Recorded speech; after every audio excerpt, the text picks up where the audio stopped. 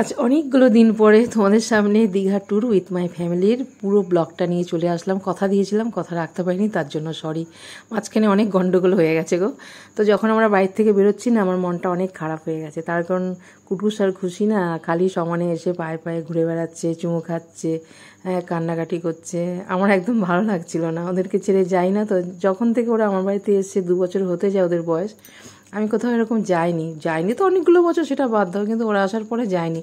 তো পুরো ফ্যামিলি নিয়ে আমি বেরিয়ে গেছি। আমি এত কথা বলছি এই কারণে, এগুলো সব তোমরা দেখেছো আগের ভিডিওতে, যে আমরা যারা তোমরা আমার ইউটিউব পরিবার আছো সবাই।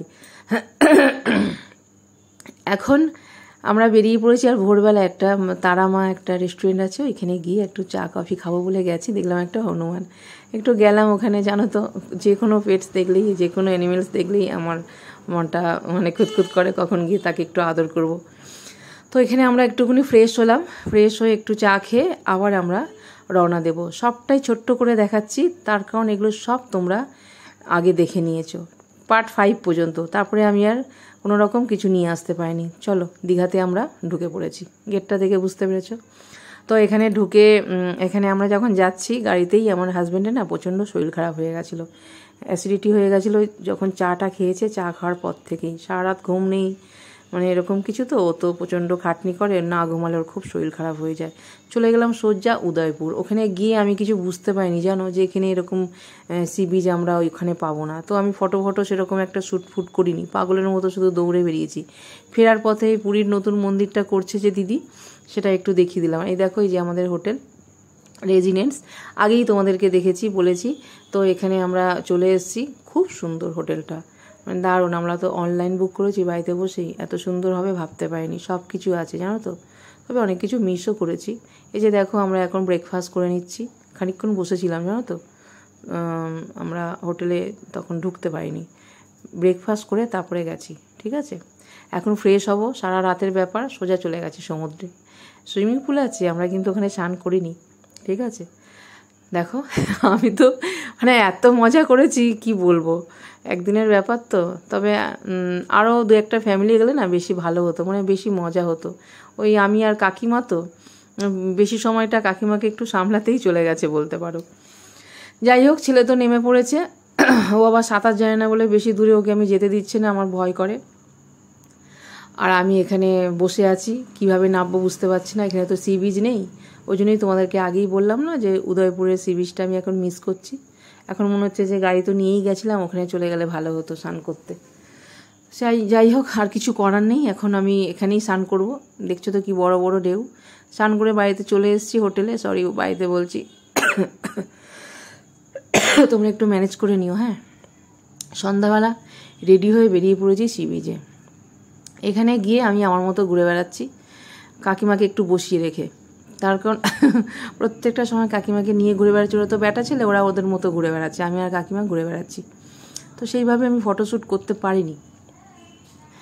সমুদ্রের পাড়ে দেখলে আমি আর আমার হাজব্যান্ড দাঁড়িয়েছিলাম। আর এই জায়গাটা এত সুন্দর করেছে, মানে কি বলবো। সরি, এখন আমার শরীরটা কিন্তু খারাপ আছে, কাশি হচ্ছে। যাই হোক, আর দেখো অনেক কেনাকাটা করেছি সন্ধ্যাবেলা। ওই যে মেলাটা বসে না, ওখানে গিয়ে বাড়ির লোকের জন্য টুকটাক, অনেক না টুকটাক, সবার জন্য একটু ব্যাগ নিয়ে নিয়েছি। ঠিক আছে, করে একটু এই সমুদ্রের পাড়ে বসেছিলাম সবাই মিলে। তারপরে চলে এসেছি, সোজা বাড়িতে চলে এসেছি। আর এটা না সকালবেলা একটুখানি গিয়ে হেঁটে চলে এসে তারপরে স্নান টান করে এখন বেরিয়ে যাব। ভুলটা কি করেছি, ভুল না মানে আমি মিস কি করেছি, এখানে সুইমিং পুল ছিল, আমি এখানে স্নান না করে আমি চলে গেছিলাম সমুদ্রে। এটাই, সব কিছু নিয়ে গেছি, সুইমিং কস্টিউম সব নিয়ে গেছি, কিন্তু আমি এখানে নামিনি। যখন আমি সকালবেলা বেরোচ্ছি আমরা, তার কারণ আমাদেরকে চলে আসতে হবে। এদের সব আবার ওই দিনকে ফিরে পরের দিন আবার অফিস জয়েন করতে হবে, সবাই একটু তাড়া দিচ্ছিল। তো আমি না এখানে এসে আমার মনটা খারাপ হয়ে গেছে, যে আমি তখন ভাবছি যে কেন একটুখানি একাই স্নান করলাম না। ভেবেছিলাম সবাইকে নিয়ে করব, সেটা আর হয়নি, কপালে জোটেনি। যাই হোক, এখন আমরা চেক আউট করে নিয়েছি, এখন এখান থেকে বেরিয়ে পড়ব, সোজা যাব মোহনাতে। গাড়িতে সবাই প্রচণ্ড মজা করেছি, খুব ভালো লেগেছে, পুরো জার্নিটাই মজা করে গেছি। আর এখানে ওই যে মেরিন ড্রাইভ আছে, ওখান থেকে আমরা এখন যাচ্ছি সমুদ্রের উপর থেকে। আর ভীষণ ভালো লাগছে, একটা দারুণ ফিল হচ্ছে, ঠিক ওই আর মুভি ভাব, যেরকম দেখি না সিনেমাতে, ঠিক ওরকমই ফিলিংসটা আসছিল। যাই হোক, এখন যাব আমরা মোহনাতে, ওখান থেকে যাব আমরা শঙ্করপুর, তো সবটাই কভার করব। এটা হচ্ছে মোহনা।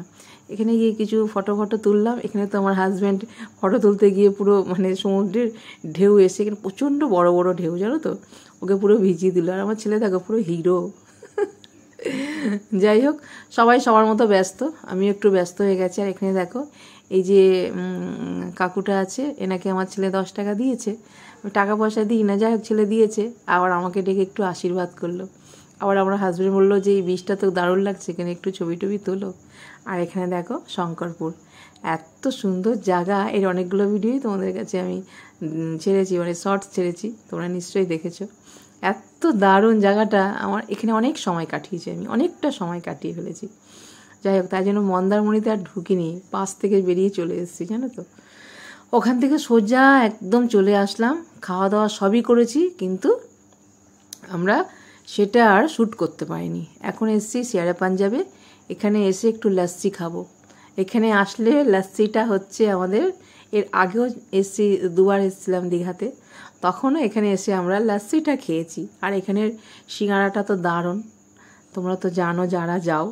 যাই হোক, সব কিছু করে বাড়িতে চলে এসেছি। মাঝখানে একটা জায়গায় গেছিলাম, ভূতনাথ মন্দিরে গিয়ে খুবই ভালো লেগেছে। ওখানে আবার ওই টিকা ফিকা দিয়ে দিয়েছে, তো এরা তো খুব খুশি আমাকে দেখে, আমিও খুব খুশি ওদেরকে দেখে। এই পুরো ভিডিওটা যদি ভালো লেগে থাকে, এই ব্লগটা, অবশ্যই পাশে থেকেও একটা লাইক, শেয়ার ও কমেন্ট করো।